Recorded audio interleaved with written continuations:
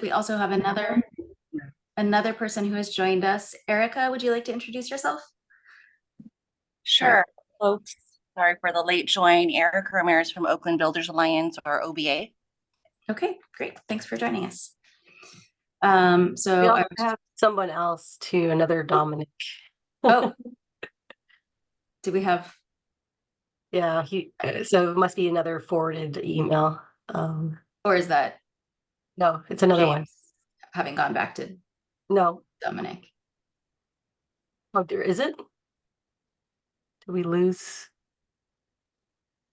We might have lost James and gotten him back as Dominic. I'm back. Okay, welcome back. Okay, let me share my screen. So we are recording this in case anybody wants to watch it. Steph, I am able to share my screen. There we go. So the Downtown Specific Plan, this is basically what I just went through. I won't go through it again for the sake of time. And I will be sharing these slides with everybody afterward. So the Downtown Specific Plan has been in development since 2015. It started off with a very large community engagement effort, but was relaunched again in 2017 with more of a focus on racial equity and sort of a more comprehensive set of topics rather than the initial sort of more focus on public realm improvements. And we brought on a racial equity consultant to support us in that additional work and additional community engagement. In 2018 and 2019, we iterated the plan. We had somewhat tossed out the one that we started in 2015, kept some of the stuff that we wanted to keep. But we created a plan options report that received an equity assessment based on some indicators of racial disparities in the downtown. Based on that, we created a preliminary draft plan in early 19 that received public review. Based on those comments, we created a public review draft plan, and that received environmental review in late 2019. And then in 2020 through 2024, we have really been working on revising the plan, on responding to all of the changed conditions that have resulted from the pandemic, and then on developing the zoning amendments that are intended to be adopted with the plan as the first step to helping implement the plan. And part of that involved the development of a zoning incentive program, which, while that's only one of the pieces of the zoning amendments, required a lot of thought. It's fairly complex. It required a lot of economic analysis. And that's where Linda Hausrath, who's joined us tonight, stepped in and did a lot of economic analysis to help us understand. Well, I'll talk more about the zoning incentive program in a little while, but she helped us do the economic analysis that underpins the program. We released the draft in 2022. From throughout 2022 and into 2023, we held community meetings. We went to the Landmarks Board and the Planning Commission Zoning Update Committee. That was extended their hearing was extended to 2023. So we went back in 2023 after doing some additional analysis. We had 3 meetings of this group, the Community Advisory Group, and 3 other community meetings in addition to some targeted meetings. And the plan at this point is that we went to the Landmarks Board, the LPAB Landmarks Preservation Advisory Board, sorry, earlier this week. And they have extended their hearing to June 3rd. We'll be going to Planning Commission on May 15th to talk about the plan, and then again on June 5th to wrap up the hearing on the plan after we've also presented on the zoning and EIR and general plan amendments. Assuming that they forward that to full council or to council, we will go to the Community and Economic Development Committee first. And then if that gets forwarded to the full council, then we'll go to council and it'll have a first and a second reading. So that is the process. In terms of what the plan will do, It's really focused on bringing mixed use density to our downtown, where we can create more jobs and more housing close to transit, which is where we think it all belongs, close to services, and to help support our transit system, which we know is struggling at the moment with ridership, even more struggling in different ways than it was before we started this plan. But we think that the strategies in this plan will still support it. And also to bring in, a mix of uses, entertainment and cultural uses, and other types of jobs than just office, and light industrial jobs that are more appropriate in the downtown than some more polluting industries you might think of as industrial. To streamline development in order to get the density that we're wanting in this key priority development area, and also provide community benefits. To expand funding, because downtown is really a driver of tax revenues for the entire city that support services throughout the entire city, as well as in the downtown, in addition to the one-time development impact fees that support the impacts of the development that happens. To try and prevent cultural displacement and even bring back people who have been displaced, particularly Black residents and business owners and other residents and business owners of color, and to fill our vacant ground floor spaces, which has become, it was an issue when we first started the plan, and it's become even more of an issue now since the pandemic and the shift to hybrid work and online retail, as that's really set in. To prepare for climate change, both regionally and in site-specific infrastructure, and then to reconnect West Oakland with downtown. And the Downtown Specific Plan proposes that reconnection happen, but is somewhat agnostic as to how it happens, so long as it actually repairs the damage that was done to the West Oakland community when it was severed from the downtown. So those are some of the goals. They show up in the plan in 6 different main chapters: economic opportunity, housing and homelessness, mobility, culture keeping, community health and sustainability, and land use. And then a 7th goal or chapter is the implementation chapter, so that it provides an implementation matrix of how the work will get done, but then it also provides some goals and policies about making sure that implementation happens with the partnership of community stakeholders and community agencies. The way the plan is intended to achieve those goals is by providing that action plan, that implementation matrix, which is essentially a work plan for the city and its various departments, as well as with partner agencies and community members.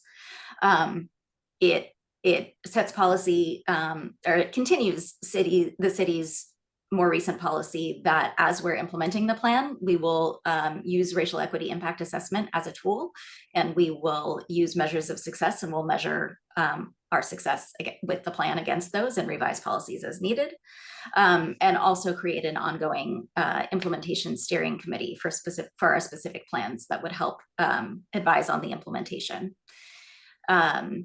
And then the way that that we would immediately start implementing the plan are through zoning map and planning amendments, general plan amendments, and a certification of the environmental impact report, which helps streamline development and reduce the time and costs associated with the development.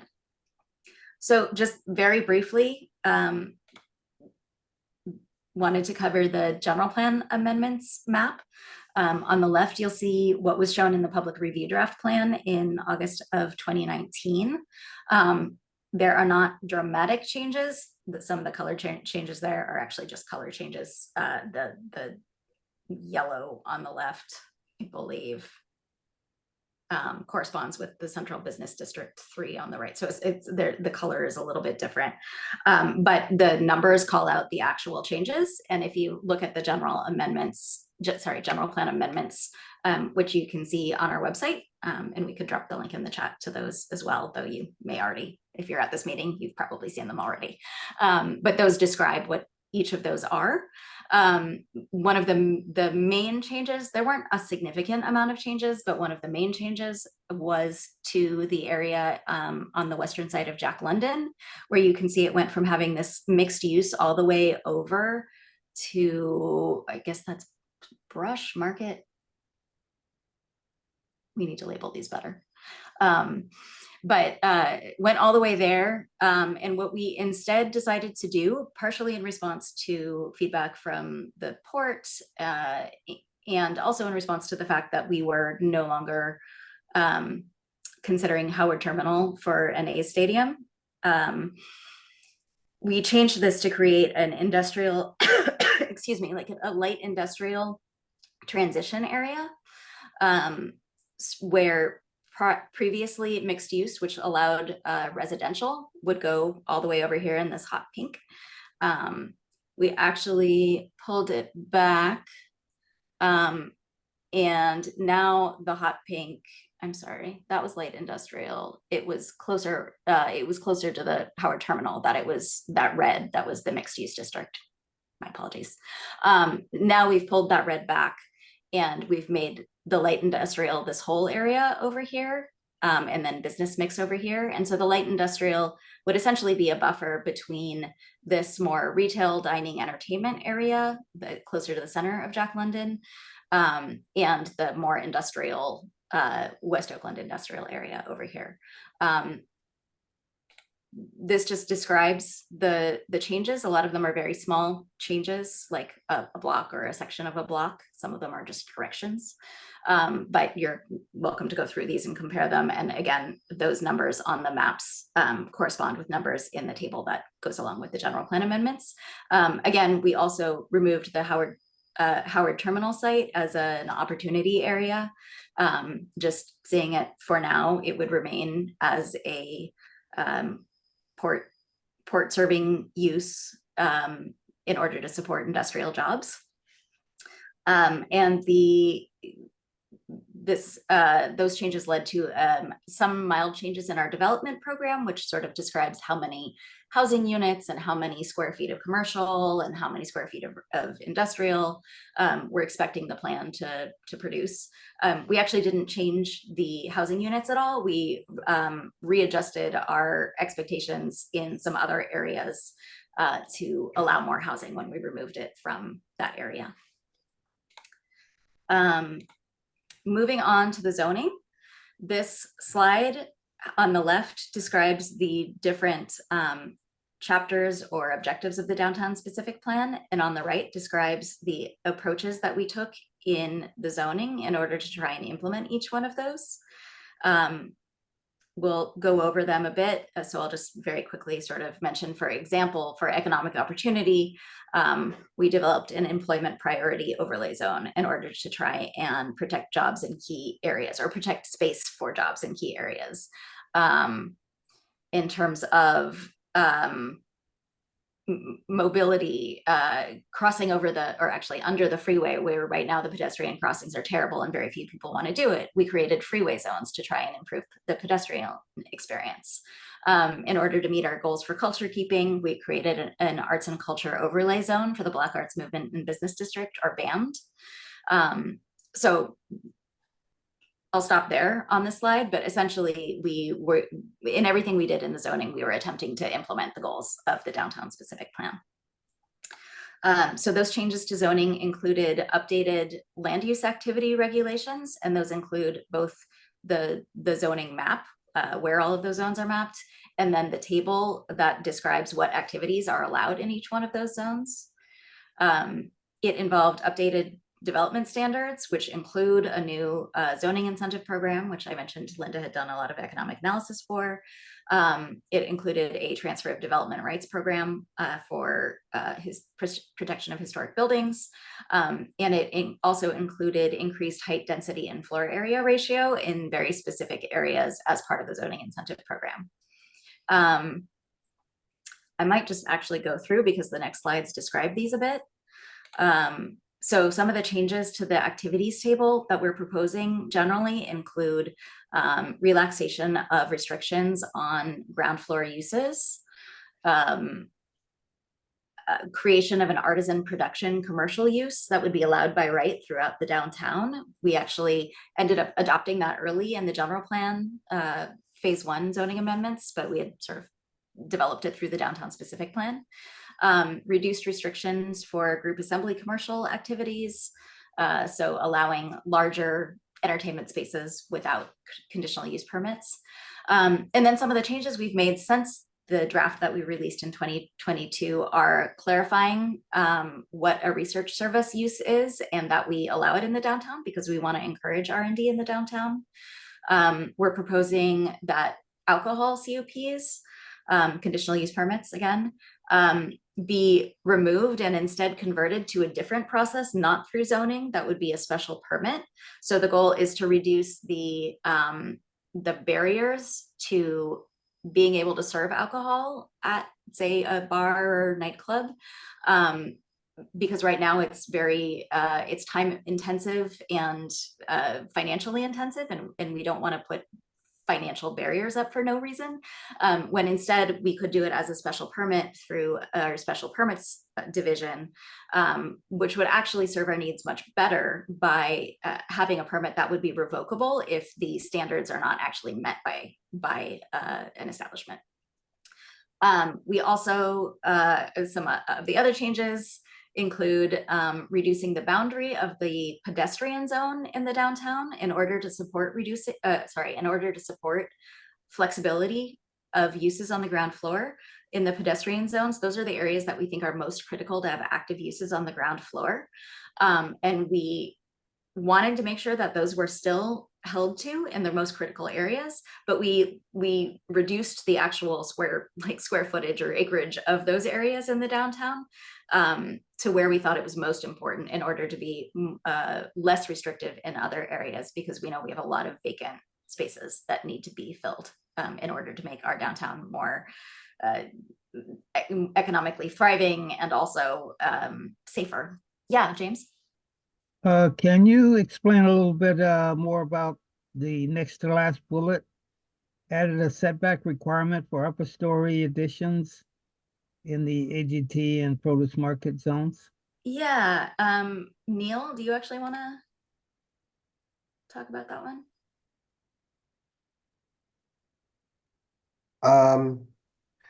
Yeah, the idea there was to sort of preserve the existing sort of height context in the area, but still allow certain limited additions in those areas. So the setback, the very large setback, is actually going to preserve the effectively preserve the existing look of the area, but still allow some additions above. It's still a very low floor area ratio that is allowed there. I don't know it off the top of my head. We can check. But the idea was, we had originally proposed whatever that number is, and the change was to, in addition to keeping it relatively low, also adding a setback so that we could still allow a small amount of development there that we're hoping might actually help support those buildings, which are not in very good shape, but without damaging the character of the area. It's a setback, for higher buildings at the ground level or just above the ground level? Above the ground level. And residential still wouldn't be permitted in those areas. So these would be non-residential additions. Though work live would be permitted. The next topic is in the zoning is the zoning incentive program. So some highlights of what that is that developers would provide community benefits in change for increases in development intensity, whether that's height, density, or floor area ratio. In most cases, height or floor area ratio. The amount of community benefits that they would need to provide is based on analysis that Linda did of what kind of value would actually be created for the developer by allowing this additional development intensity. And so we would be requiring that they provide the number, it's a set amount of community benefits, and they can either provide it on site or by paying an in lieu fee. the density if somebody wants to take advantage of the state density bonus, they could do either the zoning incentive program or they could do the state density bonus. But they also have the option to do them both, in which case they would need to do the zoning incentive program first, and then they could do the density bonus afterward. They don't have to use like all of the zoning incentive program. They could build as much as they wanted, but they do have to use it. Yeah, James, you had a question? Given the way the downtown is developed over the last 4 years, and with some very tall buildings, I think one is about 40 stories high. How would the downtown look different than it does today from the zoning incentive program? I don't think today it would be likely to look different, because at this point, developers have not been wanting to go up to that height level, at least some of the higher height levels. And we, there are some parts of the downtown that even have unlimited height. So obviously those are not part of it, but part of the analysis that Linda did was looking at changing market conditions and a bit of a sensitivity analysis. And so the numbers were based on the idea that as we move forward and as market conditions change, in the future, developers will be likely to want to be building taller buildings, and therefore they'll want to take advantage of the program. If your question's more about the design, it's really just more about, in most cases, taller buildings. But in the limited area of the zoning incentive program, which I can share the slide here. I know you've seen this before, James, but this is specifically the area of the zoning incentive program. It's where we actually want to encourage higher heights and higher density, as opposed to in some of the areas like Old Oakland or the produce market.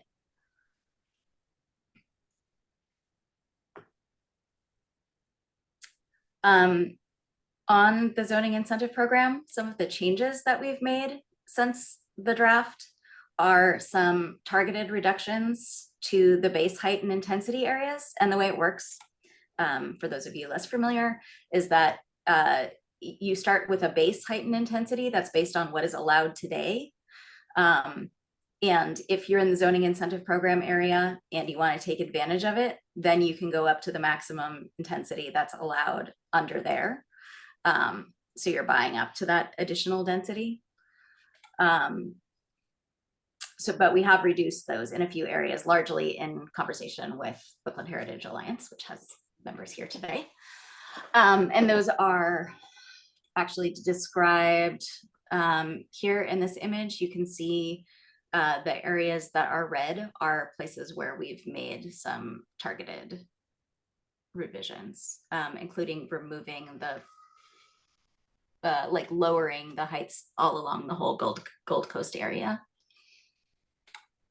Some of the other changes we've made are simplifying the ZIP benefits table.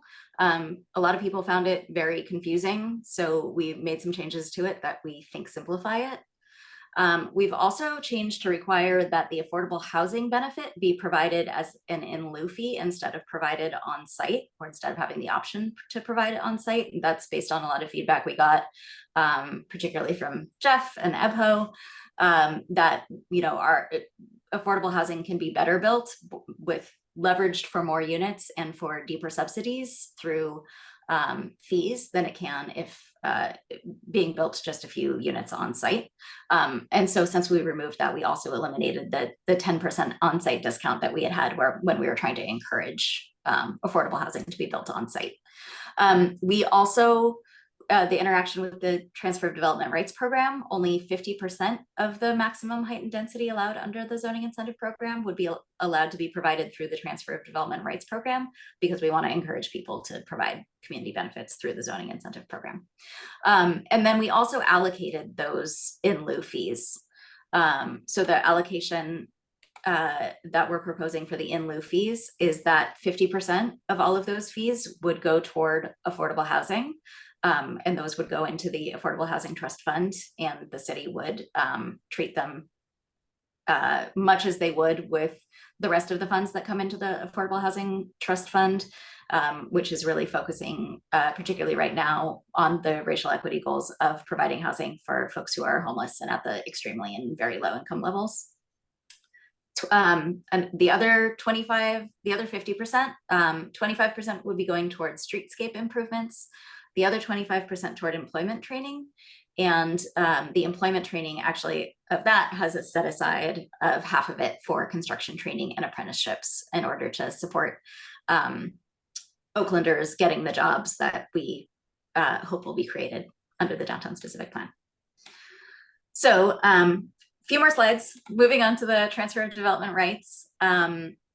This incentivizes protection of historic buildings by allowing an owner of a historic property to sell the rights to development of whatever height they have above them to a property in another area that otherwise wouldn't have that height. That would be done on the private market, but it would have to be recorded with the with the county and approved by the city. And some of the changes that we've made since the draft, a lot in response to feedback, again, by Oakland Heritage Alliance, include allowing receiving sites to be all downtown specific plan zones. Neil can confirm that for me. Also allowing standalone A or B designated properties as sending sites. I think prior we were only allowing them to be coming from areas of primary importance, and now we're saying standalone ones can be as well. Also requiring a maintenance agreement for the sending site, since the whole purpose is to maintain historic buildings. We want to make sure that the senders are actually going to do that. And clarifying that the new density for the site establishes the base density for the purpose of calculating the state density bonus. For the special districts, one of the special districts we're proposing is a sea level rise combining zone, and that is shown in this blue area here. That's where we're expecting high levels of sea level rise. That also is where we are anticipating development of the Victory Court area here on the along the Lake Merritt Channel. So in order to do that, that would require a lot of infrastructure improvements. Both we're working regionally, and so it would require regional infrastructure improvements in order for that to work. But it also, the zoning overlay would require that parcels be aggregated and developed through a planned unit development agreement with infrastructure upgrades to support an adaptation plan, each one of those. So the changes that we've made since the draft are just some more details on the required sea level rise adaptation plans. The freeway zoning, I mentioned earlier, the idea is to create, we have 3 different zones under the freeway. We didn't previously have zones under the freeway, but the idea is to make sure that there are, even though it's very limited what can go under a freeway, mostly for safety reasons, but it's limited by Caltrans. We want to make sure that in like really key pedestrian undercrossings like Broadway or the Webster Green, that we are not requiring uses that are like truck storage that are unpleasant and discourage people from walking.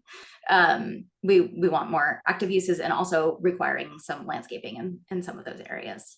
I don't believe that we've made any significant changes.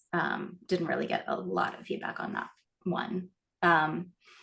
The third special district is for employment priority sites.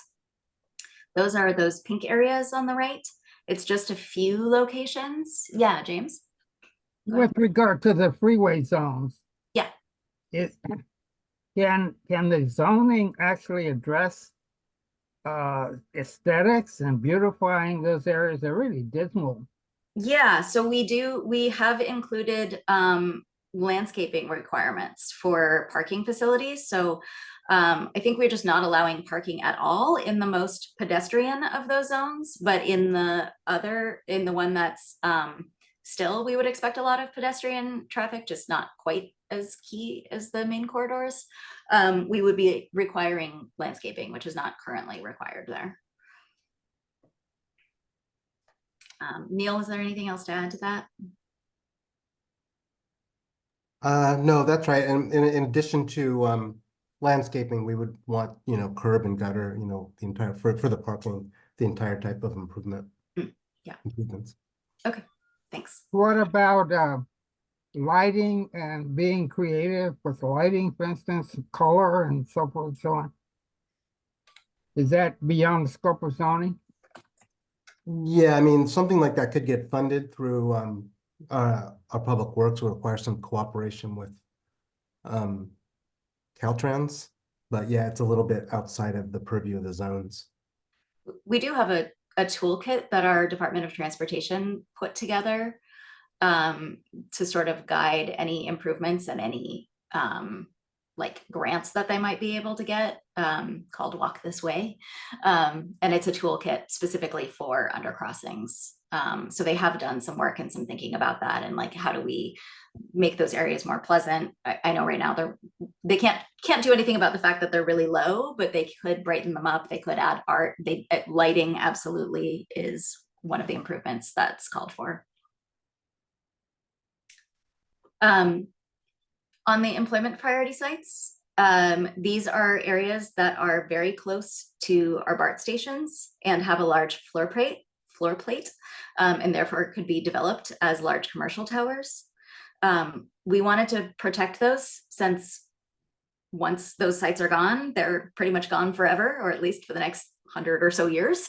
And so we developed this employment priority site overlay. And we had originally decided that in order to build residential, because the idea was to kind of sweeten the deal for developers by allowing them to develop, market rate residential, by requiring that they first provide 60% of the maximum floor area ratio on the site with commercial uses. We still think that that's a good idea and it's important. Even though office uses are down, we also expanded from office priority sites to employment priority sites, looking again at uses beyond just office, but anything that it has dense employment. But we did reduce it from a 60% requirement to a 40% requirement. And we know that it's not super common that there are those mixed use buildings that have commercial for several stories and residential above, but it does seem like they are becoming more common, and we want to encourage it. The last special districts, two more. One is the Black Arts Movement and Business District, which is, it's a much larger space, but we are proposing that that we start this as a pilot in the area where there's a very high density of Black-owned businesses, and businesses owned by other people of color as well. But particularly there are Black-owned businesses and entertainment businesses along 15th and 14th between Broadway and Harrison. So we had originally proposed 3 different nodes, but we thought that it actually made more sense to like focus all of the attention on this central node to start with, see how it goes. And as we build out infrastructure and get things really going there, build on the successes there, then it could eventually expand to the other areas. Particularly if, say, a jazz museum is developed on one end, or if there are additional improvements made at the African American Museum and Library, like I know they're talking about. We've also changed it so that instead of requiring that in that area, that 50% of space be required to arts and culture activities that support the band, we would now require that all ground floor land uses fall into the category of banned arts and culture activities in order to be permitted by right. But other activities would be possible with a minor conditional use permit that has a set of findings that shows that it would not actually sort of do damage to the band. And the arts and culture activities that would be required are very broad. It would include all sorts of cultural businesses and other institutions. So it's not like traditional just theaters or art schools or things like that. It's sort of any use that really facilitates development of the Black Arts Movement and Business District. And then the Green Loop and Lake Merritt Channel. Excuse me. The Green Loop in the plan also comes with a set of infrastructure improvements that would support making these connections around downtown and between Lake Merritt and West Oakland and the estuary. But we're also creating a zoning overlay. And the goal of that is to make sure that any development that is developed along those areas has a higher level attention to how it meets the street and supports pedestrian activity and also sort of green infrastructure. Did you have a question, Naomi? I saw you unmute. Question. Why is it 60 feet at the channel and not 100 feet, which is the standard BCDC thing, plus you're in a flood zone? So it would still be subject to BCDC regulations. So if BCDC was, BCDC, if it's within that 100-foot strip, it's still subject to BCDC regulation. That doesn't necessarily mean that something can't be built there.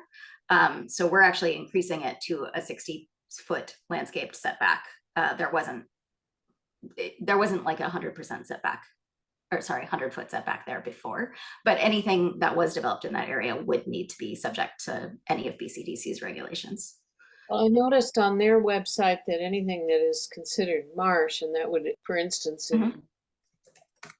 some of the stuff, particularly on both edges of the channel, just seems to me like we might want to look at that, because if you combine the BCDC supervision and the flooding potential and the fact that it is very low and fragile, and we would want, if possible, more open space than less, I wonder if that shouldn't be 100 feet.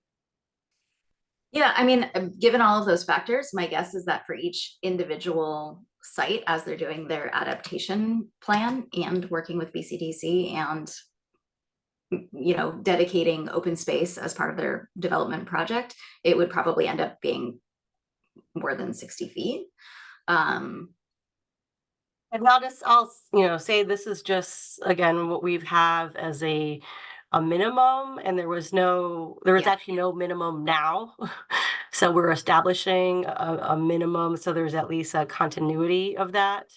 And then obviously as projects are built individually and going through the BCDC process, they may have more than this. They may not have development in that area, but that doesn't necessarily mean it becomes a green space. As part of this, what we're talking about here, really trying to have this continuity of a path or basically something that people could actually walk along. So the 60 feet is what is the proposed minimum. Particularly because a number of the sites along that channel are owned by various public entities, including Carleton Colleges and OUSD, Lord help us. I would think that it would be worth considering making that 100 feet, because we have already in the past seen various abortive schemes that would have put something very close to the channel, and again, because of the combination of factors, that seems to me to be unwise. But I'll put it in writing. I mean, it's just worth thinking about changing that number. Yeah, thank you. Okay, the last bit of this presentation, and then we'll move on to questions and conversation, is about the EIR. So the draft EIR was published along with the draft plan in 2019. We received feedback on it, and so now what's being published is the response to comments. So the response to comments is the final EIR. It includes text revisions to the draft EIR and describes what was actually changed in response to the comments. And excuse me. So that's all provided in the EIR response to comments. It's also accompanied by standard conditions of approval and mitigation measures that that help mitigate environmental impacts. Many of the impacts that are that would be created by development under the plan would be less than significant or would be mitigated by our standard conditions of approval or mitigation measures. But the ones that I was going to share now are the ones that are being considered significant and unavoidable in order to move forward with the various goals of this plan. So those include for traffic and transportation is considered significant and unavoidable, with impacts about multimodal traffic and exposing roadway users to transportation hazard.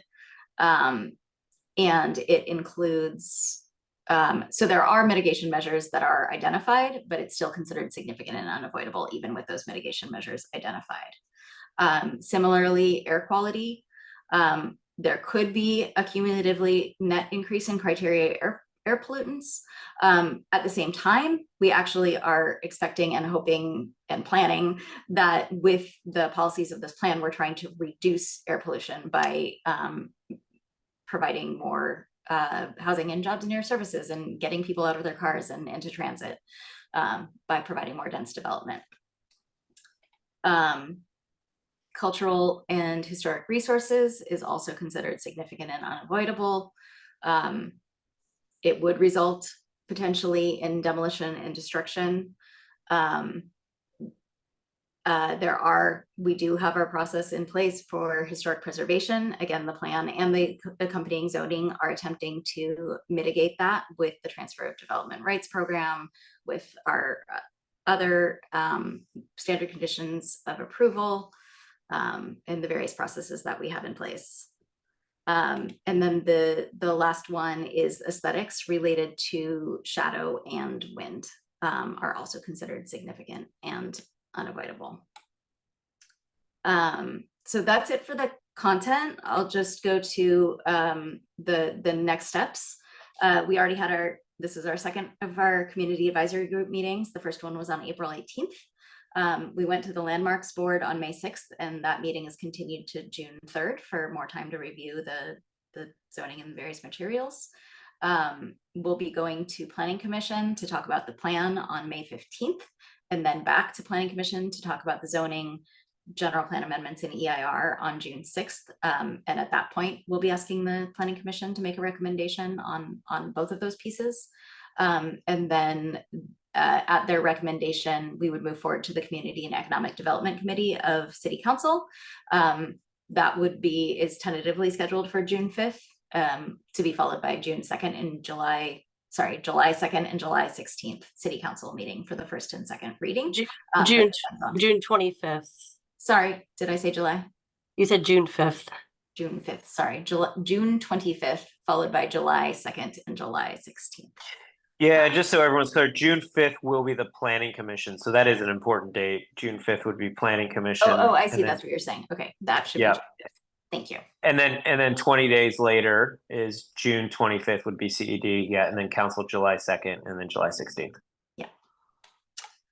So I will stop there and stop sharing my screen. This is just a reminder of sort of who the planning team is, including our consultant team. But I will stop there. And I see there are some things in the chat. Dominic had to run. And I see Naomi saying that a kind of, which kind of commercial and residential mix was, oh, are you talking about? There was a requirement in the Broadway Valdez for a certain amount of, well, they were hoping to make big box stores. Thank goodness that didn't happen. But the objective at that time, under the misguided idea that retail would support the city forever, was that they had to build retail in the ground floor in order to get permission to do residential. Two things resulted from that. We were told all along during that specific plan that there was going to be affordable housing built all around the edges of Broadway Valdez as a result of I don't know what. And that did not happen. And then secondly, the commercial residential mix became a burden to many developers. and they didn't, it was a disincentive to build because they knew that they couldn't necessarily fill that large ground floor retail. And of course, now that's really turned into a major eyesore. And so, I'm hoping actually if the DOSP proves a good example that maybe somebody would think of changing the requirements in the Broadway Valdez, because otherwise we're going to have all this vacant stuff. So that's So, good. what I was asking about. Okay, yeah, so this is somewhat different in that it's not retail that we're requiring in order to build up. It's general commercial space of any type of use. And it's true that that would potentially be a disincentive to construction, but we've limited it to really very few sites that we think are really, really critical to be built as commercial sites. Because they are sort of the few remaining sites that are very close to BART and have large floor plates. I don't know if anyone else, including maybe Laura, who is more involved in the Broadway Valdez plan than I am, wants to say anything. Yeah, so I mean, I think right now, yes, we have limited to a very small number of sites, and there's really not that many, in downtown left that could sustain that. And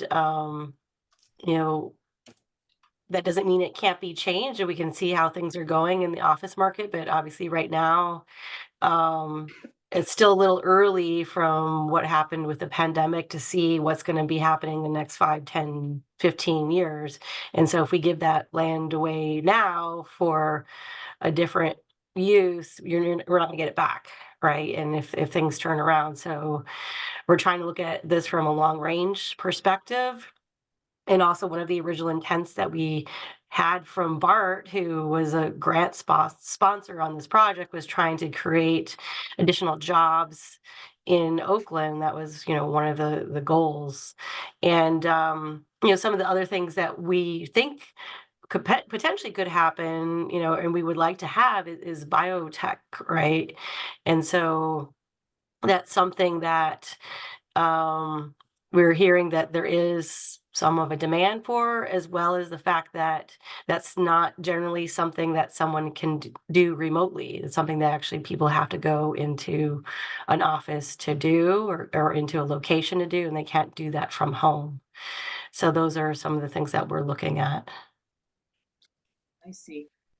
And I see also, before I go to hands, just to the other comment in the chat or question, which was, will the BAMD requirements include city-owned buildings such as 250 Franco-Gawa Plaza? Right now, the zoning, I can share my screen with the actual map. It doesn't include that area because it's focused on, oh no. It does. It does. Well, no, I mean, this is Franco-Gawa Plaza. I see. It's on the other side of San It's on the other side because it's really focusing on this like entertainment district here. We had talked about that because obviously we do want those to support that, but I think, city-owned property, we have a lot more freedom to require things than we would even get under the BAMD zoning or the zoning incentive program. And so the thought is that, if there is redevelopment going on there, that's something that the city would be trying to implement too. But right now, no, the overlay itself only goes up to, I guess, to San Pablo. Thank you. Yep. I'm not sure who went first, but it looks like Chris's sound is off. So James? Yeah, my question kind of relates to what Naomi was bringing up, and maybe a little bit different. A lot of cities are now looking at revising their zoning ordinances and requirements to permit repurposing commercial buildings to be residential. And I don't think we've done that here in Oakland, and I'm not advocating that.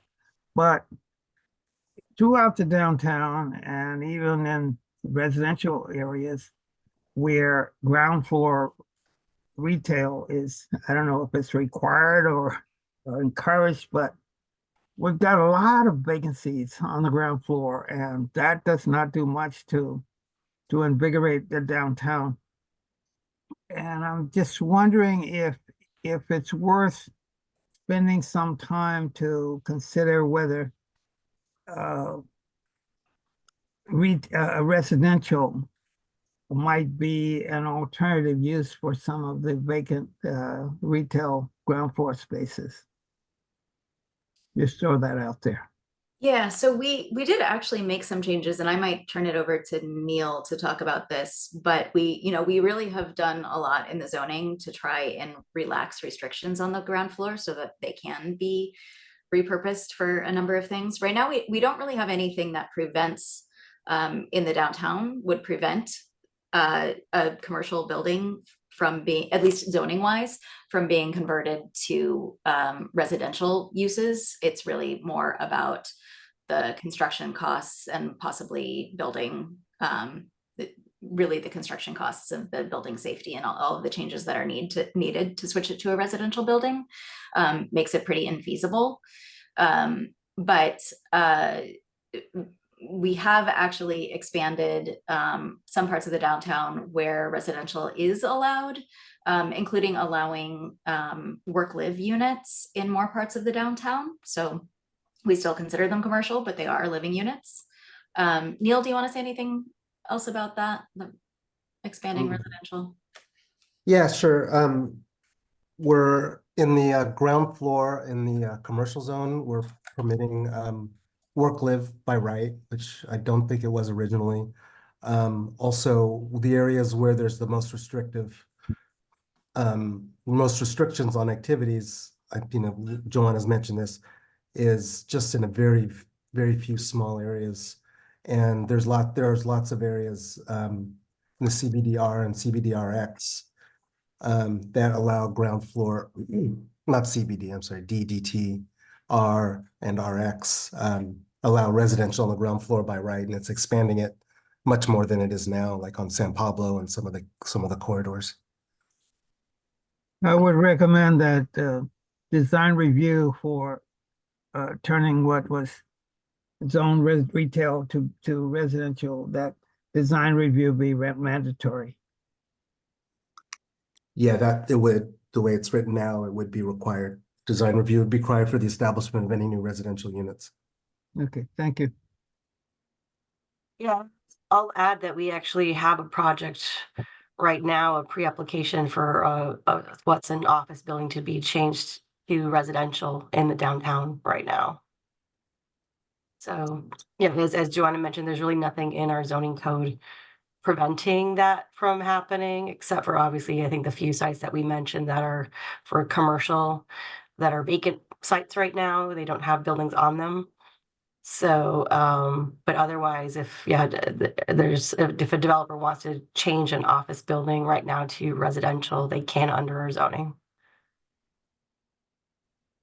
Okay, Chris? What of the Chris's? Oh, you're both raising your hand. Okay. Yes, well, it sounded like you thought I lowered my hand, and so I raised them both on both screens. There's only one Chris, though. You don't have to like cede time to your own self. It's okay. We'll let you talk as long as you want.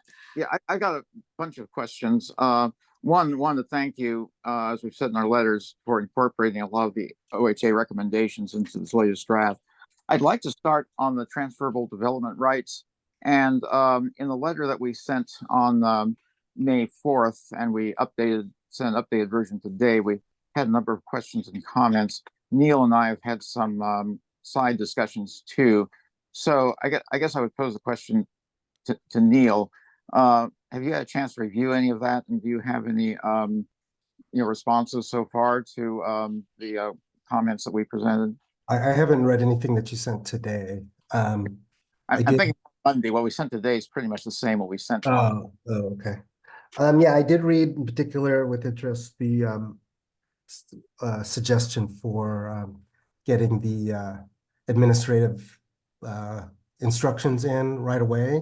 I'm just nervous and have them kind of adopted with the plan. be adopted by the city administrator's office, but at least included in the packet somehow. I don't know if we have the staff to do that, and the level of detail that San Francisco has, to me anyway, it was pretty onerous and a tad confusing as well. And I've been given the direction to not make it as confusing and detailed as San Francisco. But I defer to Laura in terms of whether we want it written that we need to have a set of administrative instructions written into the code or not. I don't know. We never quite, I don't know if we ever resolved that or not. Well, I don't think we don't really write administrative instructions into the code, right? No, it would be of like you were saying, providing something as like an attachment, or it would be a reference saying you need to follow the administrative instructions, and the administrative instructions would be a different, you know. Yeah, we're not planning on putting that into the code. Yeah, just a clarification, we're not saying that you have to have it in the code. I think the administrative instruction idea, that might work, but the idea is to have the complete administrative instructions done at the same time that the council approves the zoning ordinance. So the whole package is there and is ready to go. Keeping in mind there's some forms that developers would need to fill out. There's various steps. I won't go into the details. We did include though the San Francisco ordinance, which lists all these things. I'm also not suggesting that you have to have everything that's in the San Francisco ordinance. That's a starting point, though. We're suggesting that you take a look at those and determine which ones truly are necessary, and then use that as the basis for your administrative package. Yeah, I thought that you were also suggesting. Yeah, Neil. So we, whenever if this is similar, we did the impact fees and so forth. We don't have that adopted as part of the code. It's something that's worked on afterwards. Because one, we have to make sure what is actually going to be adopted into the code. And then we do need, as I think Neil was pointing out, time to actually work on it afterwards. Have our city attorneys review that and so forth. And, we don't anticipate, I think, like, as soon as it's adopted, that we're immediately going to have somebody applying for this right away. So we do assume we're going to have some time to be working on this, to, and figure out the right, way to be maintaining this and administering it. Well, we're concerned that if there needs to be a time certain where that's available, because we're concerned that folks will start forgetting about the need to do this. Other priorities will come up, and so the package will be incomplete. And you really should have some kind of package there. I don't know if you would like me to help work with you on that, taking the San Francisco documents and determining which ones are important or not. But there really needs to be, it needs to be there. And it could well be that there might be a certain amount of publicity concerning this program coming out before it's adopted. And it could well be that some owners of historic properties are waiting, saying that, hey, I'd like to sell some TDRs. And they come to you, but you don't have the documentation available for them to complete to start their application. So we don't want to get into that kind of situation.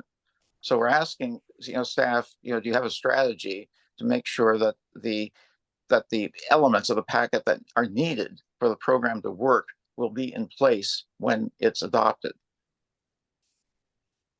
And I don't think we have the bandwidth. I'll be upfront. I don't think we have the bandwidth to do that, but we do have the bandwidth to work on it initially after the adoption of the ordinance. Could a time frame you put in that you have it done, say, within 3 months after adoption, 6 months, or whatever you think is reasonable? We could put some sort of time frame on it, sure. That would be good. It'd be nice to have that in the staff report to the council. A second major point we had was item G in the draft. We think there's some typos in there, some mistakes. And are we off base on that? Did you have a chance to read the red line version we inserted in our May 4th letter? I haven't seen that. No, I'm sorry. Should I recite it hopefully quickly? No, why don't you email it to me, or if you've already no, I haven't, Neil. I did look at it, but we haven't had time to sit down and well, if actually, change it. Yeah, Okay. if there's typos, we'll certainly fix them, yeah. Okay, all right. I was going to shift to another topic, and that concerns the actually just since Brian Mulry is here, I think it's good to have the attorney here, but this concerns the point I'm going to be bringing up. So SB 330 and SB 8, where basically there's that no net loss provision where you're downzoning someplace, you have to upzone somewhere else. Would including areas in the ZIP, would that constitute an upzoning that would be sufficient to provide compensatory intensity for purposes of SB 330 and SB 8? Yeah, unfortunately, it would not, because it's a voluntary program that is essentially a developer that it has to give something in order to get that density. So the only density that matters is density that they would get under the zoning without, like, so for the ZIP, they get additional density, but not until they give the city something in the way of a community benefit. So unfortunately, it wouldn't work for SB 330. Okay, well, that's fine, but they could, but if we upzone further in certain areas, the base density, then that would provide the compensatory intensity. That's correct. As long as from a policy perspective, people agree to upzone in those areas suggested. Yes, if you upzone, if you downzone somewhere, you correspondingly have to upzone in order to meet the requirement.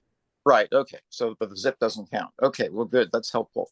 And then continuing on this issue, one of our main recommendations had been to downzone certain areas, APIs, ASIs primarily, which we were concerned of being overzoned. They were overzoned 2009, and some of them are getting overzoned further now. To scale back on that, but do compensatory upzonings elsewhere. And we're also concerned that portions of the ZIP include APIs and ASIs, notably the Downtown Oakland National Register District, which, by the way, should be shown on the National Register map as a district. It's probably the most important National Register element, in downtown Oakland. We had a discussion with staff on this, and staff had responded to it in the May 4th staff report. And it looks like staff misunderstood the areas that we were proposing to take out of the ZIP and replace it somewhere else. And I won't recite the specific areas, although I can if you'd like. But staff, can you and us kind of get together and compare notes on that to make sure that we're actually on the same page here, that what we were proposing, that staff takes a look at what we were actually proposing. I see John is nodding your head. I think so. Yes. I mean, that's. I think you were. So it makes sense to clarify if we misunderstood something. Okay, so let's set up a discussion on that, and then getting back also to this issue of overzoning, and now related to TDRs. We've been concerned from the get-go that the base zoning is so generous that developers have no incentive to use the ZIP or TDRs because they're extra density. They're getting plenty of density already in the base zoning. And the staff report, even the plan document, even mentions that on 266, that the TDR program might not be viable because there's no reason for developers to use it. They don't need it. But also it opens up the idea there could be some discussions, and also taking a look at the interplay between the ZIP and the TDR program to try to make both programs work. Do any staff members, can you elaborate on that, what some of these strategies and methods might be that you were thinking of? I'm not quite sure which strategies you're. Well, I'm referring to what's on page 266, and let me see if I can, let me try to quote it. Bear with me. Yeah, it says, because of the generous zoning allowances that already exist for most areas downtown, there are limited areas where a transfer of development rights program might be effective. Most of the areas that would be candidates for a TDR program are also be considered for development incentive program. That's the ZIP. Further analysis will determine how the two programs can work in coordination and avoid undermining each other's intent.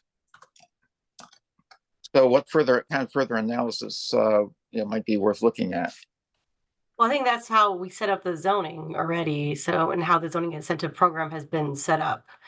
So the zoning incentive program allows for a developer to use a certain amount for TDR and then a certain amount through the ZIP. So that's how the zoning has been set up to coordinate between the two programs. So The 50%. TDR is set up so that you can only achieve half of what you could achieve under the ZIP through the TDR program, so that it doesn't kind of eclipse the community benefit aspect of what what people are asking for through the ZIP, what the input that we've gotten, that people want the community benefits. All right, so the 50-50 split, or no more than 50% of the potential added capacity goes to TDRs. Right. Okay, I've got some other questions, but I should take up a lot of time here. So I see Jeff has his hand up. I think I want to clarify though something, because I think there was an error, I believe, in the slide. Right. Neil, do you want to? Because I think it said, or maybe it was that we were allowing receivership on all sites or all parcels in the downtown area. Receiving sites would be in the ZIP. The way it's written, we can discuss That's what I thought. Yeah, I would think be in the ZIP. there was an error on there. In the ZIP area. Oh, I didn't notice that. Yeah, as far as we're concerned, it's fine. In fact, it's good for receiving sites to be in the ZIP area for TDRs. Yeah, that's what the zoning says. There was just an error on what was written on the slide. That said that it could be anywhere, but that's not actually the intent. Yes. Okay, well, I'm going to lower my hands for the moment and let others take the floor. Okay. Thank you. Thanks. Go ahead, Jeff. Thanks. And I also have mostly a number of questions before we get into any comments. First simple one is there a map that shows changes in the base zoning from the draft to the final? Just as an easier way of seeing what has changed since the draft was published. I don't know if we. I thought we did for the LPAB. Let me look and see if we do. If not, that's something that we could. Yeah, it might. I believe Michelle did that. The changes from the original proposal to what we have now. The zoning or the heightened intensity areas? Oh, I thought, the zoning, not the heightened intensity areas. I mean, as a general comment, any maps you have that can compare the draft to the final makes it easier to figure out. There's a lot of stuff that compares whatever version we've got to current law, current mapping, but right now, especially because it's been a couple of years on some of this stuff, it'd be really helpful just to see what's changed so we can try and focus on that.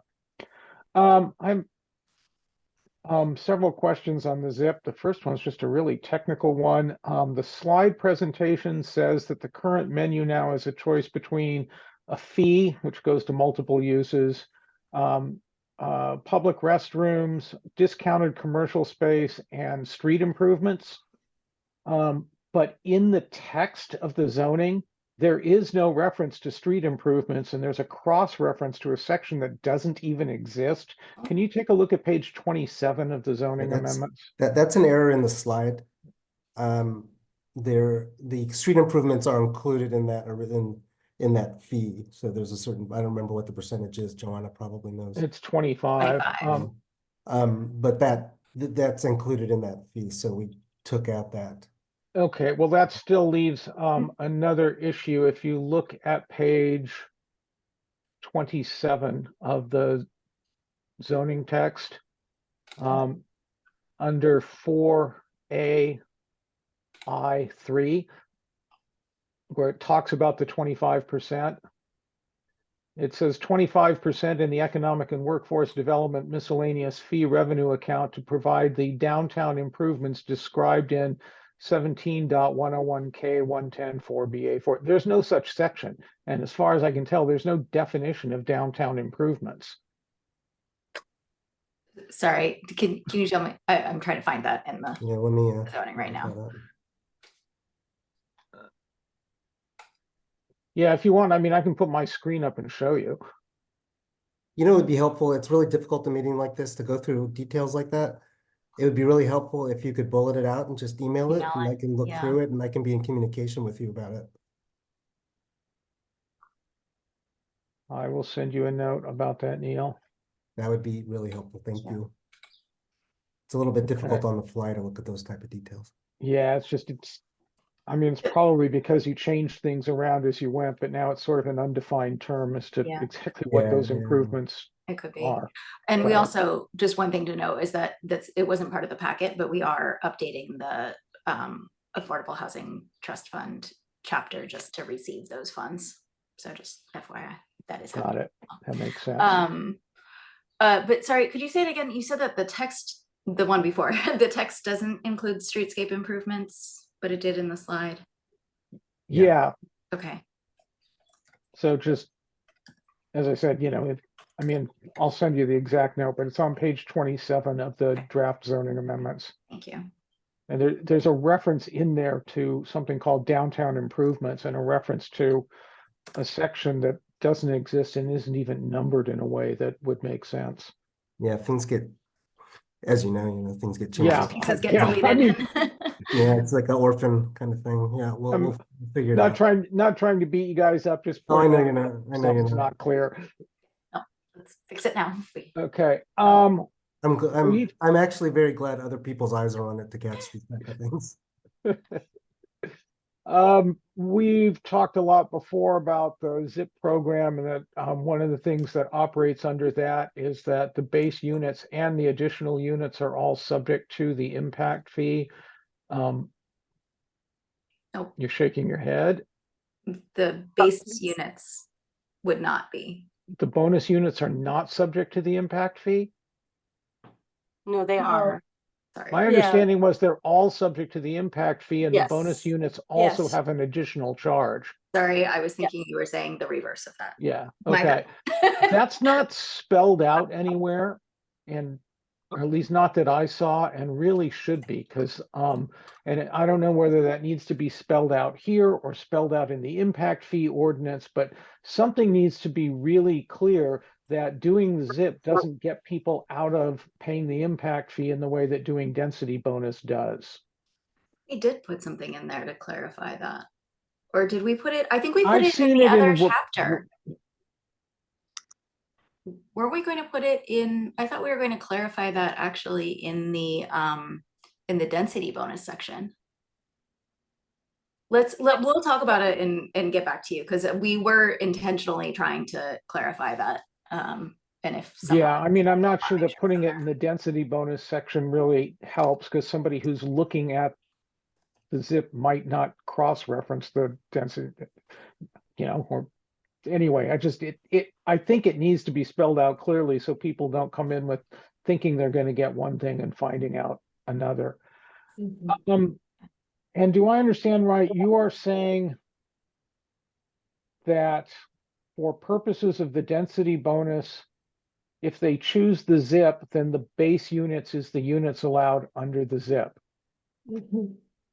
But they can also choose to not use the ZIP, in which case the base zoning is the base zoning for purposes of the density bonus. They could just choose the density bonus. Is that right? Yes. Correct. Which is, I guess, somewhat different from what you did with the affordable housing overlay, where it was one or the other. Correct. Okay, well, that raises a bunch of questions about how developers are going to look at that and where the crossover point is going to be. I mean, I heard, when we were talking about the economic analysis on this, that while we may not get a lot of additional units out of the ZIP itself, we get the development fee in a way that we don't get under the density bonus. But I guess the question is, where where might there be a trade-off? I think where people are looking for small increases in density, they might take the density bonus because it's going to save them $30,000 a unit in impact fees. On a larger increase, they might go for the ZIP because even though they have to pay the impact fees on all those additional units, they're getting a really big boost in density. And then is it also the case that the ZIP is just about height and density, but any of the other incentives that people could get under density bonus, they would have to use density bonus to get? Yeah, I mean, I haven't even had a chance to sort of really drill down to see under what circumstances somebody might choose one or the other, and try and figure out how much benefit we're going to get, you know, including like how often will people choose the ZIP and how often will they stay with using the density bonus, which we've seen some of already. I just think we need to sort of think that through. Add to that, you know, we can obviously by state law, we can never like tell somebody, no, you can't use a density bonus, right? And we can't mandate that somebody has to provide community benefits and get extra units before they can then take advantage of the density bonus, right? We can't do that either by state law. So essentially, this is why we have it set up the way we have it, is that yes, someone can, just like they could do today, they could, based on what the zoning is now in heights, they can use a density bonus. But if they want, they can do the zoning incentive program as we have it set up. And Linda did do a very thorough analysis as far as all the costs, including the cost of paying impact fees, is part of the cost assumption in determining the value capture that was determined of how much extra value they're going to get. So that was already assumed in that they were paying those fees and of what was left of the value that they were going to get in order to then figure out what to charge them, right, in order to get those extra units or extra FAR essentially. And then the idea, I think on top of that is that, yes, a developer might want to do the density bonus on top of that, because then they might get the concessions and waivers that they're not going to get with the ZIP program, or they also might want additional density potentially as well, depending on which site that they're choosing, right? So that is also, you know, still possible. And as you also know, from a density bonus perspective, you don't actually have to max out the number of units on a site in order to then do the density bonus on top of that. So they might choose the ZIP, maybe only choose to do, not max out the ZIP, right? Maybe do part of the ZIP and then do the density bonus on top of that. And if they do the density bonus, will those density bonus units count against the impact fee? How we proposed it is that the additional bonus units they're getting from the density bonus, they would not have to pay the affordable housing impact fee on those. And they would have to do on-site. Right. So they still have to pay all the affordable housing impact fee. Let's say they had 100 units they were going to get from the ZIP program. Maybe they were going to get 60 units is the base density, 40 additional units from the ZIP. And then let's say, I don't know, from a density bonus, they get additional 20 units. I don't know, whatever it is. Mm-hmm. So those additional 20 units, they would not have to pay the affordable housing impact fees on, because essentially what they were building on site for affordable housing would be in lieu of that. But they still have to pay all the money for the zoning incentive program, the affordable housing impact fees on those units, because that was already assumed, again, as part of Linda's analysis of the value capture that they're getting as part of those extra units. So I'm trying to understand this. Take the ZIP out for a minute. You're allowed, you know, let's say 80 units, you know, and now you get a density bonus and provide on-site units, you know, 5% very low of the base, not of the increased total. And then you get out of paying the impact fee, not just on any additional market rate units, you get out of paying the impact fee, period, by providing 5% of the units Because the impact fee ordinance says that's what you can do. I'm trying to understand how you can do it differently if it comes on top of the ZIP and say, if we did the ZIP, you have to pay the impact fee on the 60 units and on the other 20 units or whatever it is. And then, you know, you now take a density bonus on those 80 units, and the incremental units above 80, you might not have to pay the impact fee, but you'd still have to pay it on the 80. I'm Yes, trying to, I mean, Yeah. will that, and maybe this is a question for Brian, but will that stand up if the argument is that the base zoning is the base zoning plus the ZIP? Once it's how we're setting up our program. I mean, the affordable housing impact fee is our program, and so we can decide what is basically an in lieu amount of not, you know, providing the units or of providing the units on site instead of paying the fee.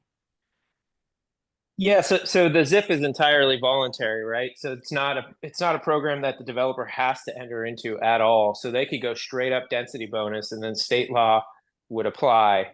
And they would also, as you'd mentioned, they'd also could get their on-site that way as well.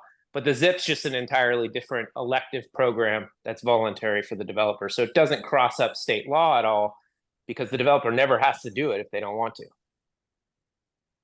Okay, so you can actually say if you do the ZIP, you can't substitute density bonus for any of the impact fee. If they do density bonus, then so you're saying if they take advantage of the state density bonus Yeah, program, then I think in that case, then their on-site would be satisfied. But if they're doing the ZIP only, it's our local program, so we can I write the understand requirements. that, but that's what I'm a little concerned about is somebody could come in, let's say the base zoning's 100 and they come in and they, you know, with the ZIP, they get to 160. And now they come in and provide just enough density bonus on top of that, that what they end up doing there is providing some on-site units that cover that, 160, so 5% of those, 8, and get out of paying the impact fee on all of those units. It's not how we have it set up. They still have to pay the The impact fee. fee or just the extra fee required by the ZIP program? No, they still have to pay the affordable housing impact fee on all the base units, or all the units as part, you know, that were with the ZIP program, essentially. And So that on was all the part of, base again, that units was, and all the ZIP units, well, not the density bonus units. not So the it's- density bonus units, but the base units plus Yes. the ZIP units. Yes. That's correct. Yeah, then That's that correct. really needs to be spelled out, because this is sort of a weird deal where if you don't use ZIP and you do density bonus, you don't have to pay the impact fee as long as you've met that sort of minimum requirement.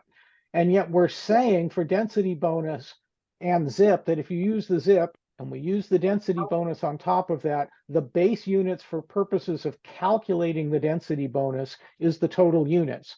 And nonetheless, those affordable units that you now provide cannot be used to satisfy the on-site requirement or alternative of the affordable housing impact fee. Base unit. So again, the reason for that, as I mentioned, Linda has already calculated that cost into her analysis for the value capture. So essentially, that's why the fee that they're paying to get those additional units is what it is. If we hadn't included that affordable housing impact fee as part of that value capture, then they would have actually had to pay more into the value capture, right? Because they would have been getting a higher amount of benefit, right? Of from that. So that's why it's still in there, because essentially it's supposed to be, that cost is supposed to be covered with the value, you know, in that value capture analysis already. Yeah, and I understand the economic argument about that. I'm more concerned about from a legal standpoint that that'll stand, because if you have an inclusionary zoning requirement and people choose density bonus, they have to be allowed to use their inclusionary units to count towards the density bonus. And we're using a somewhat different approach here. And I just, question is, will that stand up to a challenge? I think to Brian's point, this is a voluntary program, so nobody has to choose to do this, zoning incentive program and then choose to do a density bonus on top of it. And then I think also, one, this is not inclusionary, right? This would be a density bonus. So they're actually paying it's the impact fees understand. that they're paying, which is through the Mitigation Fee Act. And then through the density bonus, we're saying, okay, now that you've provided through a density bonus, we're going to go back to the ordinance with it. But basically it says the additional units that you're getting from the bonus, you don't have to pay the impact fees on that. And that's because you're providing affordable on-site. It sounds like all of this actually should get spelled out in the impact fee part of the law. Something that says if you are using the downtown plans ZIP program, then you have to pay the impact fee on all of your units. Just so it's really clear. And then I would say even in whatever sort of informational handouts they have at the counter for people, so that they know going in how that's going to work. Because it could get really confusing. I mean, I think we're a lot better off making them pay the impact fee on everything. I just want to make sure that it's really going to play out that way. We'll definitely have a handout at the counter to explain this. Yeah. And then just back to Chris's comments about upzoning and downzoning, which we've been talking about since the beginning of the plan. I think from our standpoint, where we would want you to consider doing some upzoning so that you could do downzoning elsewhere would be places that are already zoned at intensities and heights that are high rise, where you're trying to take it even higher, because that doesn't interfere much with the feasibility of doing affordable housing. Whereas providing upzoning in some of the low to mid-rise areas, that makes it a little harder for somebody to just come in and do an affordable housing project, and starts to raise the cost of the land and put them in competition with people doing, high-rise developments. So we would love to see something that says, we'll do something with the height on places that are already, zoned at, 175 feet. Maybe we'll take those up higher. What we want to do is try and preserve some places where you can't get above 7 stories. In fact, ideally, you can't get to 7 stories without providing some affordable housing units, because that's the sweet spot for the affordable housing developers, is those, 5/1, 5/2 kinds of projects. And so I wouldn't want to see us upzone those areas in ways that essentially reduces the amount of land that's most suitable for 100% affordable projects. Does that make sense? Yeah, it makes sense. For competition reasons, basically. Yeah, Okay. I mean, I think at this point, we're not proposing on changing where we're upzoning places at this point. What we have is our proposal. Couple of much quicker questions on the maintenance agreements for TDR. You said those will apply as requirements on the sending property. Are those going to end up as like recorded restrictions so that some successor in ownership to the sending property still has the obligation to keep up that maintenance? Yes, and Okay. that's something that we need to understand. Building on what Chris said, we need to include that in a document to follow up. But yes, it all needs to get recorded. Yeah. And then on the whole issue of, guidelines now, guidelines later, I guess I suggest that what might help would be that the ordinance be specifically clear about the topics that the guidelines need to address, as well as a deadline. So maybe you haven't worked out all the details, but at least it's clear this is where we're going to clarify things in the guidelines, and we'll get that out in, some reasonable time frame. I'd encourage you to put the time frame in, because it will let you push back against council on them giving you more things to do, because you can tell them we haven't finished doing the stuff you asked us to do. That doesn't work, but well, it's a nice thought. we would back you up on that, I will tell you, because we've seen what happens otherwise as things sort of just fall behind because they throw too much stuff at you guys. Yeah, I also understand. I totally understand the concern. So yeah, So, okay, two more quick things. On the Black Arts Movement Business District, you said that with a permit, you'd allow other uses if they don't interfere with the district. That was my paraphrasing of some much more specific findings. Yeah, I'd suggest something a little stronger, which would be you permit them as long as they support the district in some way and contribute, as opposed to just don't interfere. You know, so there might be some ancillary uses that serve the businesses that are in the business district. That's different from, well, it's not going to cause any harm. So I would just throw that out as a suggestion. The last question on sea level rise in Victory Court is whether you guys have considered not just the threat of inundation from sea level rise, but the much earlier threat of the rise of groundwater in that area. This is a big concern in areas where there's a whole issue going on down in the southern Alameda County with the Maori Village project, which a lot of folks are actually the water quality district has raised a bunch of concerns about what will happen much sooner than actual inundation. And so I don't know if that's been taken into account for Victory Court, which I'm mentioning because it's accounting for something like 20% of the residential capacity in the plan. Yeah, I mean, I think that's a good, sorry, go ahead, Joanna. No, go ahead. I was gonna say, if that isn't included in the language for the sea level adaptation plan, it should be, so. Yeah. We should just include it in that as opposed to just the Victory Court. It should be part of whenever you need a sea level adaptation. Yeah, you may need to look at sort of direct and indirect effects of sea level rise. Yeah, thanks for sending that article, by the way. Okay, that's it for my questions. Thank you. Thanks, Jeff. So can I weigh in again? Yep, go ahead. Both of you can. Okay, thank you. Kind of picking up the discussion that Jeff picked up some of the points I was making, and so I was going to carry it another step further. One of the issues that we're really concerned about is out of scale new development in the Victorian residential areas, the scattered areas around the around the perimeter of the planned area. And we repeatedly called to your attention the project on 21st Street and 22nd Street. We included a picture of that in the letter we sent today, although we alluded to it in the material we sent on Monday. And I don't know, I could screen share this or I could try to screen share it if you'd like. But it's basically a 5-story blockbuster type building because there's a 55-foot height limit there now. And the surrounding buildings are mostly 30-foot wall heights and 40-foot wall heights. You've got a building that's basically 2 stories higher than the surrounding buildings. And it really, it just basically destroys the block. And we're concerned this could happen elsewhere.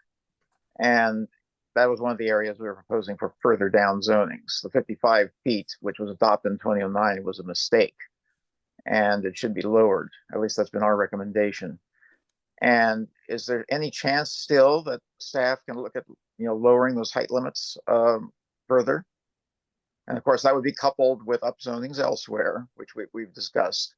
But we think there's places where those kinds of upzonings could occur, consistent with what Jeff was mentioning concerning we don't want to preclude sites that would be developable for lower rise 7-story or so buildings. Can you, you said that you would send us those areas again where you think we misunderstood about. Yes. As far as the areas to be upzoned, we've in fact we've mentioned that in the letter. We re-mentioned them in the letter we sent today. Okay. And go over that with you in more detail if you'd like. But first we need to reach agreement that these mostly Victorian residential areas could be down zoned in exchange for upzoning elsewhere, including the areas that we have previously mentioned. And in discussing this, frankly, and in discussing this internally, there wasn't a huge enthusiasm for lowering those heights. So, we can rediscuss it, but that's kind of where we landed last time. So if that's an issue that's important to you, which I hear it is, you can present that to the different bodies that it's going to be presented to. Oh, we can, but we want to make sure that staff well understands the issue. We're not sure. Well, maybe you picked up, but take a look at that, building on 22nd Street and decide is that really appropriate in that kind of neighborhood? Can you share it again? I don't remember seeing it. It's possible I haven't. I just don't. It's a very large, it's kind of like a full block, right? Well, it's not a full block, but it's pretty close to it. It's a very long block there on 22nd Street. But the building in question, it's not just the width of the building, which is huge. It probably takes up like 4 or 5, lots. But it's just the height of it. It's 2 stories higher. There's 0 setbacks. Setbacks are another issue. We haven't really spoken a lot about that. We're going to comment on that since there are setback provisions in the draft zoning ordinance. But the height is the most obvious thing. You can also get into things like objective design standards. The neighboring buildings all have sloped roofs. This one has a box. It's a box type building with boxy roofs. But that's another discussion with the objective design standards. But the height is the most obvious problem. Show that picture. What's that, Naomi? Why don't you show that image?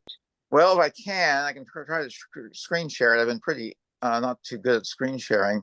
Or Let's if see. there's like a link that you can put in the chat, I could share it.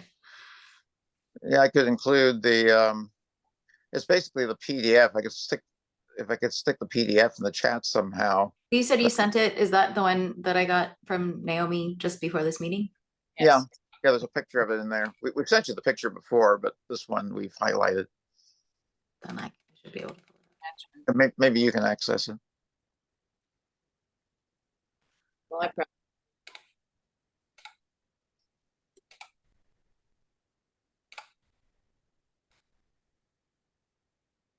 Oh, very good. That's There you fine. go. Yep. So you can see on either side of it, you've got basically 2-story, Victorian and early 20th century buildings. Maybe there's a couple of 3 stories, but mostly 2 stories. And this, if I may say so, literally sticks out like a sore thumb, a big sore thumb. It looks like it's more than 55 feet. Well, it's 5 stories, and 55 feet's the height. And of course, they could go more with a state density bonus. I mean, this is just the beginning.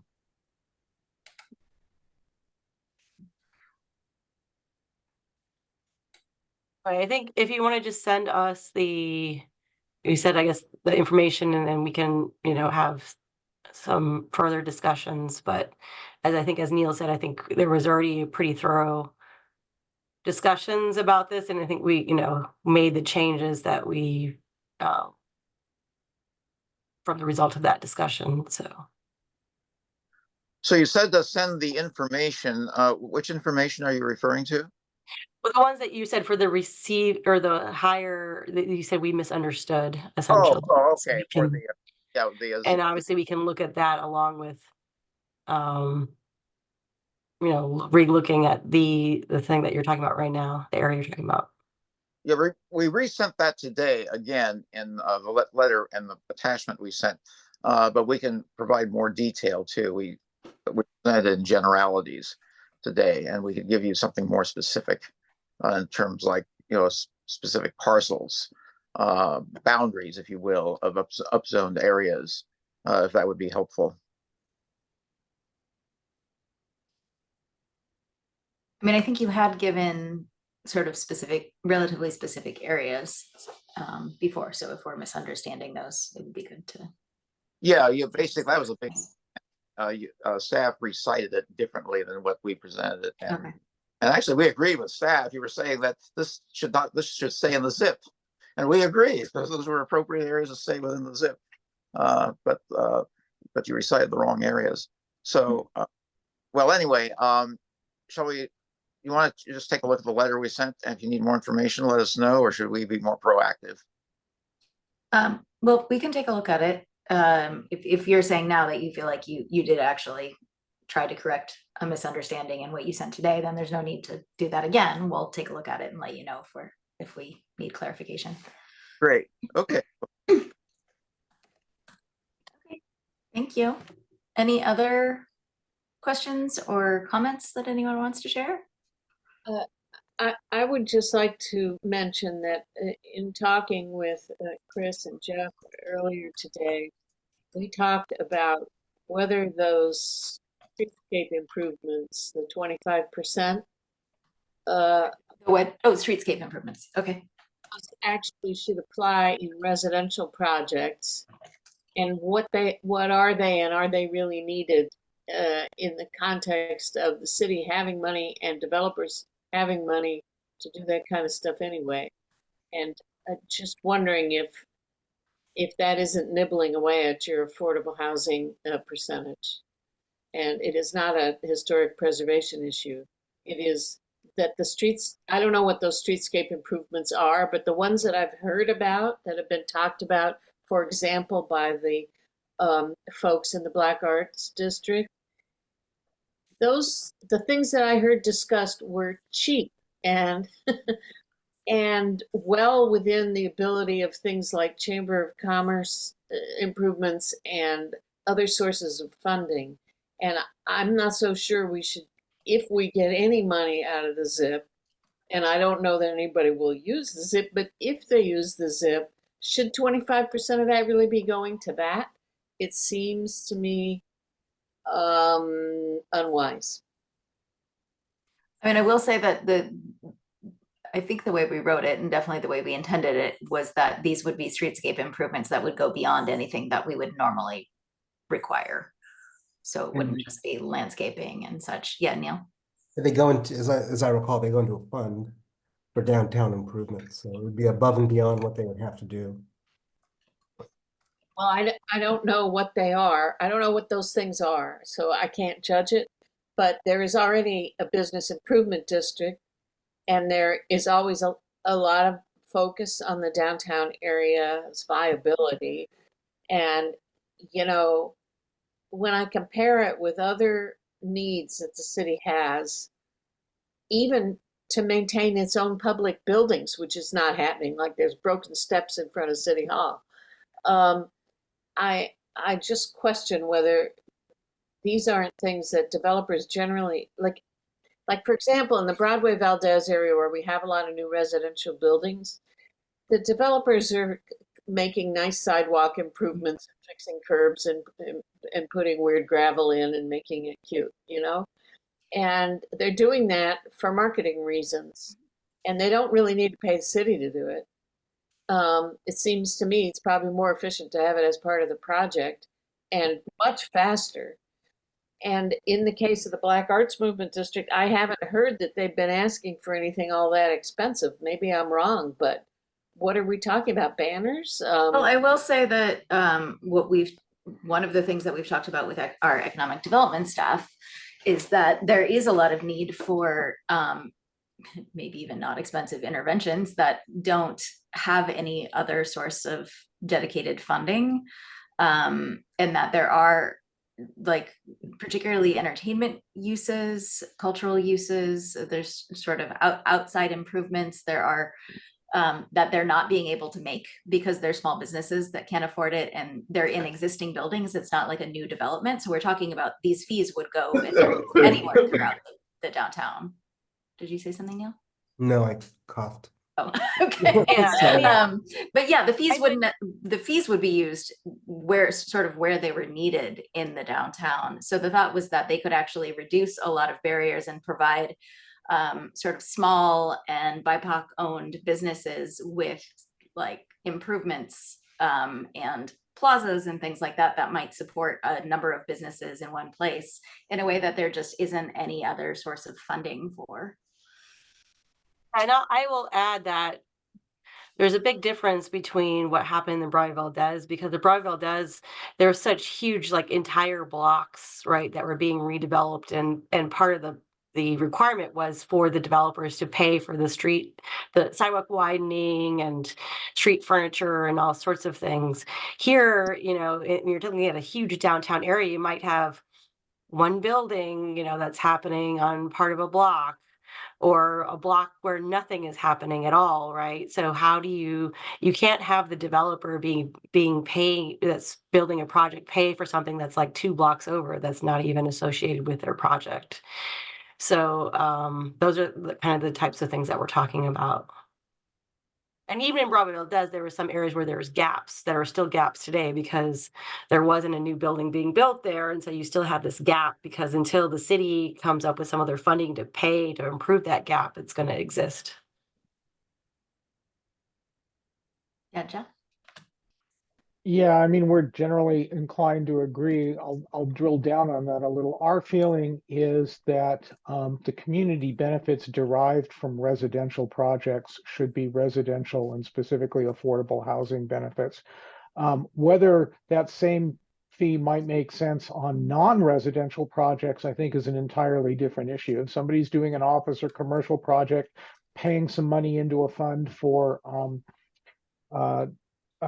streetscape improvements or something, I think that's okay. But it's still a fairly minimal contribution coming out of the ZIP for affordable housing to address an issue that was, frankly, the central concern of people when we started this planning process was homelessness, housing affordability, and displacement.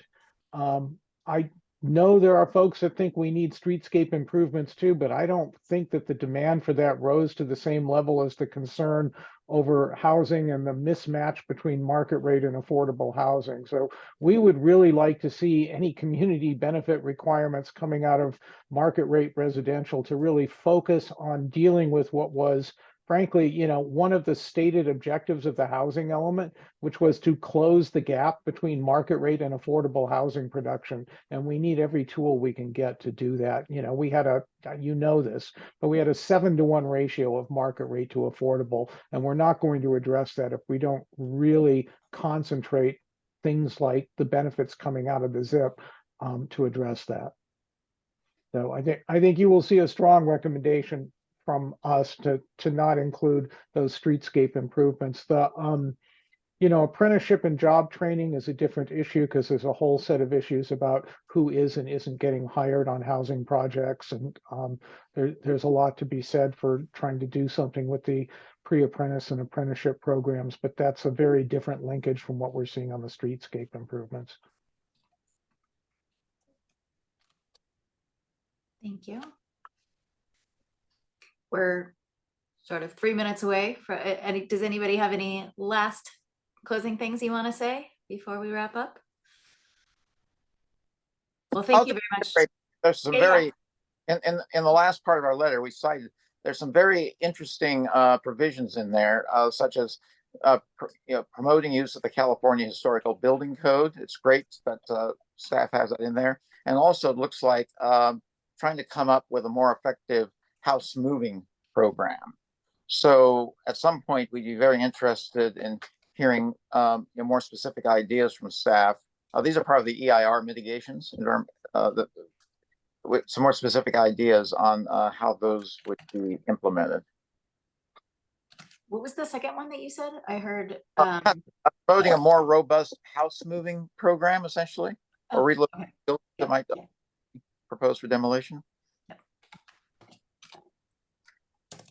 Including providing city-owned property to facilitate that.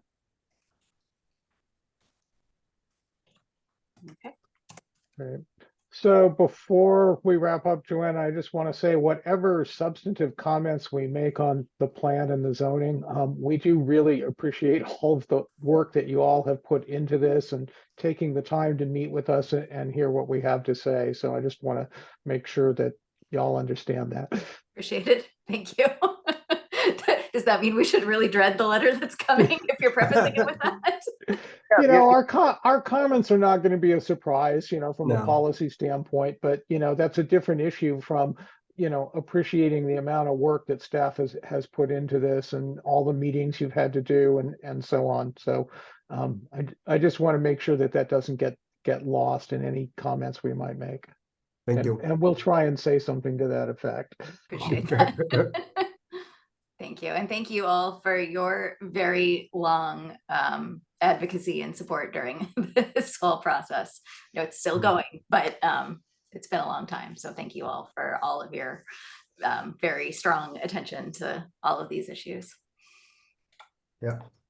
Well, so we will probably see at least some of you at the LPAB continuation on June 3rd, and then maybe more of you at the Planning Commission meeting on the 15th. Thank you all.